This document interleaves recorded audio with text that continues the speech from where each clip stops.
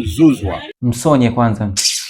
Na si Duke kama wanavyotamka watu wengi. Mambo vipi? Bwana, leo mzee wa giza nimeamua nitoke hadharani kwa hati ya dharura kidogo. Jambo ambalo limetrend sana kwa siku hizi mbili tatu kuhusiana na watangazaji wa mpira wa miguu na matamshi ya majina ya wachezaji.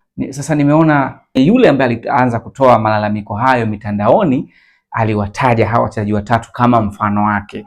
Najua wapo wengine wengi na tutaendelea kuwagusa pia na hao wengine, lakini leo tuanze na hao watatu. Huyu hapa mwingine pia wa Jangwani kutoka Kenya, na huyu mwingine kutoka Msimbazi ambaye anatoka naye pia Ivory Coast. Tukianza na Profesa kama ambavyo wanayanga wenyewe wanamuita.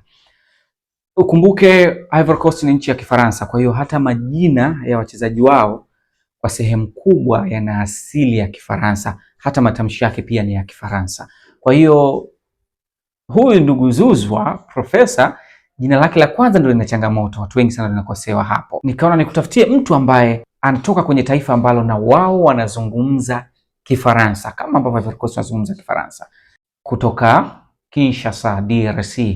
Hebu tuambie, hii ambayo sisi wengi wengine Pacome, wengine Pacom, kwa ufasaha wake inatamkwaje? Ni Pacome Zuzwa. Okay, irudie tena? Pacome Zuzwa. Tumeshaelewana hapo eh? Okay, twende kwa huyu mwamba mwingine pia hapa. Kwa ufasaha wake pia tunamtamkaje? Anaitwa Shamu Karabwe. Okay, kumbe ni Shamu Karabwe. Sio Karabwa eh? Sio Karabu eh? Sawa. Asante sana bwana kutoka Kinshasa, DRC.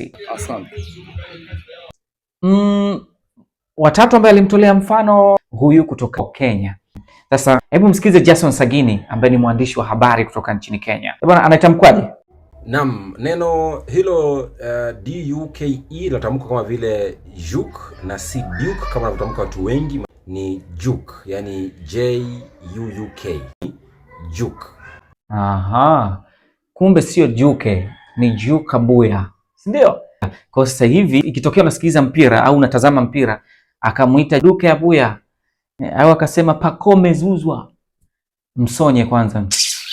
Afu endelea kusikiliza kuangalia mpira. Si ushajua anayekosea ni yeye.